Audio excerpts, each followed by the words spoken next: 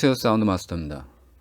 오늘은 스피커 유닛별 특성에 대해서 알아보고 또 스피커 매칭하는 방법에 대해서도 알아보도록 하겠습니다. 저는 일반 애호가로서 샵을 운영하거나 전문 평론가는 아니기 때문에 한정된 경험에서 스피커를 추천드리기는 한계가 있지만, 제가 일반인이기 때문에 특정 제품을 광고할 필요도 없고, 사용자 입장에서 좋은 건 좋다고 얘기를 하고, 아무리 비싸더라도 아닌 건 아니라고 말할 수 있으니까 여러분들이 스피커 선택하시는데 도움이 될 것 같아서 영상을 제작하게 되었습니다. 기성품의 경우에는 유닛을 건드린 순간 상품 가치가 훼손되기 때문에 건드릴 수가 없고, 유닛별로 특성을 파악하기엔 한계가 있습니다. 그렇지만 저는 이제 자작을 하면서 여러 가지 유닛을 비교하고 특성을 파악하기가 용이하기 때문에 조언을 드릴 수 있을 것 같습니다. 스피커가 전체 소리의 50% 이상을 좌우한다고 말씀드렸었는데요. 스피커에서도 그러니까 인클로저하고 네트워크, 그리고 유니트별로 소리가 달라지는데요. 가장 큰 역할은 역시 유닛이고, 스피커 소리의 60 내지 70%를 좌우한다고 볼 수 있습니다. 아무리 통을 잘 만들었고 네트워크 부품이 아무리 좋아도 그 태생의 한계는 벗어나기 힘듭니다. 그렇기 때문에 역사가 오래되고 많은 노하우를 갖고 있는 스피커 업체가 지금도 사랑받는 이유인 것 같습니다.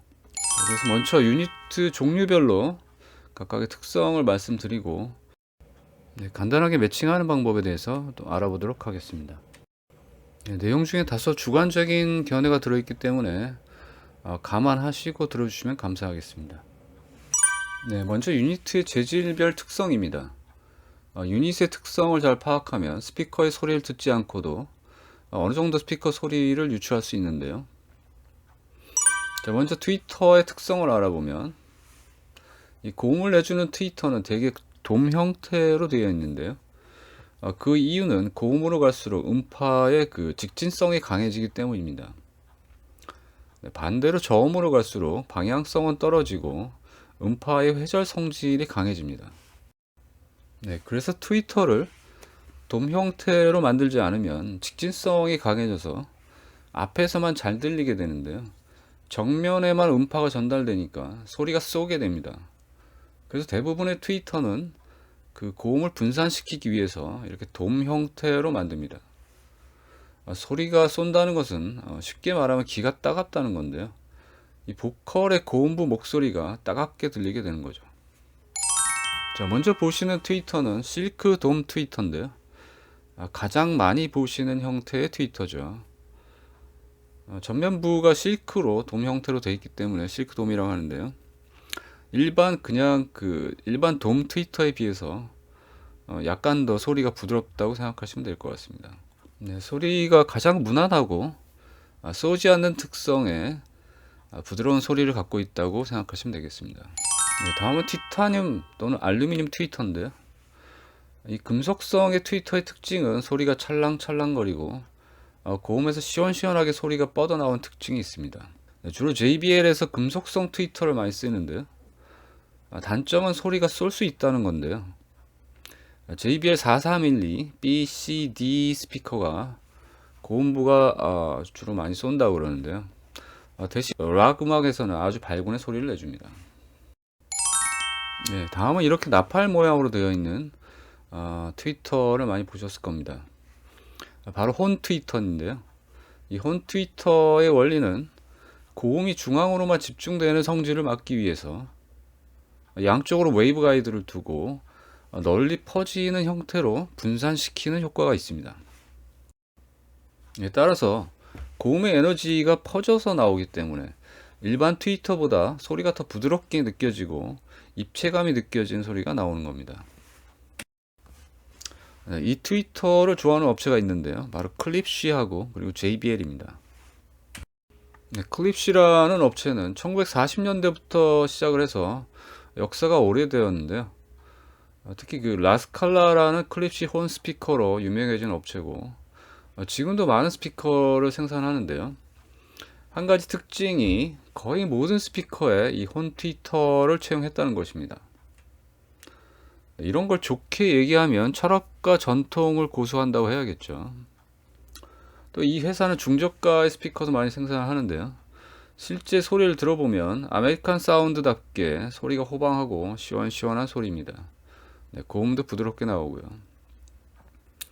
재미있는 건 우퍼는 또 구릿빛의 금속성 재료를 사용했는데요. 실제로 구리입니다. 네, 이건 뒤에 우퍼 설명드릴 때 또 말씀드리도록 하겠습니다. 네, 다음은 리본 트위터입니다. 기존의 트위터와는 구동 방식이 전혀 다른 방식으로, 기존의 트위터는 진동판 아래에 이렇게 코일을 감고 움직이는 형태지만, 네, 리본 트위터 또는 AMT는 리본 트위터는 진동판 자체에 알루미늄 같은 도체를 깔아서 마치 보일러처럼 FBI 즉 플레밍의 왼손 오른손 법칙인가? 네, 그걸로 진동판 전체 앞면을 움직이게 하는 원리입니다. 네, 리본 트위터의 특징은 아주 고운 소리가 나오고, 네, 입체감과 공간감도 좋고 소리의 결이 부드러워서 오래 들어도 피곤하지 않습니다. 네, 이런 형태는 AMT, 에어 모션 트랜스포머와 리본 트위터의 두 가지로 나눠지는데요. 동작 원리는 약간 다르지만 비슷합니다. 네, 요즘엔 이런 트위터를 채용하는 스피커를 많이 볼 수 있는데요. 엘락이나 모니터 오디오, 프로악 등의 고급 스피커에서 사용됩니다. 네, 그 외에 다이아몬드 트위터와 베릴륨 트위터가 있는데요. 둘 다 고주파대역의 그 재생 능력이 뛰어난 걸로 알고 있습니다. 그래서 심지어 30kHz 내지 40kHz까지 재생이 가능한 경우도 있습니다. 네, 다음은 우퍼를 알아보겠습니다. 우퍼 중에 가장 많이 보는 형태가 종이 펄프로 만든 페이퍼콘입니다. 네, 가장 흔한 형태지만 깊숙이 내려가고 아주 단단한 저음, 그리고 심쿵하는 저음을 내주는 경우는 대부분 종이로 만든 페이퍼콘 우퍼입니다. 네, 다음은 폴리프로필렌, 쉽게 말하면 플라스틱으로 만든 우퍼입니다. 예전에 많이 유행했던 우퍼인데요. 저음이 아주 탄성 있는 느낌을 주고 저음의 양감도 풍부하고 성능이 아주 좋습니다. 타격감도 좋고요. 주로 비트 있는 팝에 잘 어울리는 느낌입니다. 다음은 알루미늄 또는 마그네슘 우퍼입니다. 우퍼 소재로 금속을 사용해서 금속성 소리가 날까 하는데 오히려 반대입니다. 종이에 비해 훨씬 부드러운 저음을 내줍니다. 펀치력은 있지만 엣지는 없는, 즉 단단하지는 않은 저음입니다. 그 외 구리로 만든 우퍼도 있는데요. 주로 클립시에서 주로 사용하고요. 소리가 탄력 있고 부드럽습니다. 전반적으로는 알루미늄과 비슷한 성향입니다. 다음은 방탄 섬유인 케블라 섬유를 소재로 한 우퍼가 있는데요. B&W 비롯해서 많은 스피커 업체에서 사용했고, 지금도 미드에 노란색으로 보이는 우퍼가 케블라인데요. 소리가 아주 탄성이 있고 진득한 사운드가 나옵니다. 저음보다는 미드에서 오히려 더 찰진 사운드를 내주는 것 같습니다. 그리고 우퍼는 그 엣지에 따라서 소리가 조금씩 달라지는데요. 폼, 그 다음에 고무, 천 같은 패브릭, 그 다음에 주름 형태로 나눠지는데요. 전통적인 형태의 폼, 즉 스폰지가 가장 단단하고 탄성이 좋은 소리가 나왔습니다. 네, 그러면 이제 스피커 매칭에 대해서 간단히 말씀드리려고 하는데요. 네, 매칭은 음색이 서로 상생하는, 즉 서로 장점을 살리고 단점을 보완하는 게 가장 좋은데요. 매칭이 잘못되면 반대로 서로 장단점이 충돌하는 경우가 있습니다. 네, 그 사례로 제가 마란츠 리시버와 B&W 705 시리즈를 사서 매칭을 했는데 정말 매칭이 영 아니었습니다. 이런 경우는 처음이었는데요. 빈티지 리시버의 거칠고 화려한 소리가 B&W의 섬세한 해상력과 만나서 오히려 거친 소리를 더 두드러지게 만드는 경우로 매칭에 실패한 사례였고요. 네, 그와는 반대로 맥킨토시 인티앰프 MA6900과 B&W를 물린 경우는 서로 상승이 아주 좋았습니다. 네, 원래 맥킨 TR 앰프는 약간 기름진 소리가 나오는데요. 이 기름진 소리를 B&W가 쫙 빼주는 그런 느낌이었습니다. 자, 여기서 무슨 앰프가 삼겹살도 아니고 기름진 소리가 나오냐고 하실 텐데요. 맥킨 TR 앰프들은 다른 앰프하고 다른 특징이 있습니다. 바로 그림의 상단에 보시면 출력 트랜스가 커다랗게 양쪽에 있는데요. 이 출력 트랜스는 보통 진공관 앰프에서 임피던스 매칭에 사용하는 부품으로 TR 앰프에서는 거의 볼 수가 없습니다. 근데 꼭 이 매킨토시만 고집스럽게 출력단에 트랜스를 넣어서 무게도 엄청 무겁고 중고역대 사운드가 날렵하지 않고 두텁게 나오는데요. 그래서 기름지다고 느끼는 것 같습니다. 네, 실제로 무슨 음악을 들어도 모두 기름집니다. 클래식이든 가요든 팝이든. 그런데 BMW와 물리면 이런 기름진 게 깔끔하게 세척해서 나오더군요. 되게 신기했습니다. 네, 그래서인지 맥킨 시청에나 광고에서 보면 대부분 BMW와 매칭하는 것 같습니다. 네, 다만 매킨토시 앰프가 절대 소리가 나쁘다는 의미는 아닙니다. 정확하고 무게감 있는 사운드, 튼튼한 기계적인 메커니즘, 멋진 블루아이 레벨 메타 등 장점도 많고 매력 있는 앰프입니다. 네, 그 다음에는 매칭하실 때 출력을 많이 여쭤보시곤 합니다.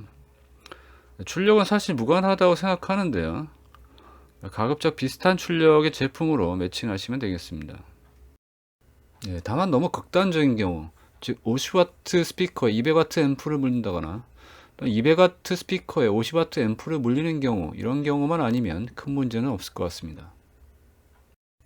네, 사실 우리가 음악을 듣는 수준은 1W에서 10W 이내이기 때문에 볼륨을 아주 크게 올리지만 않으면 큰 문제는 없을 것 같습니다. 네, 오늘 영상은 여기서 마치고요. 다음엔 더 좋은 영상으로 찾아뵙도록 하겠습니다. 감사합니다. 사운드 마스터였습니다.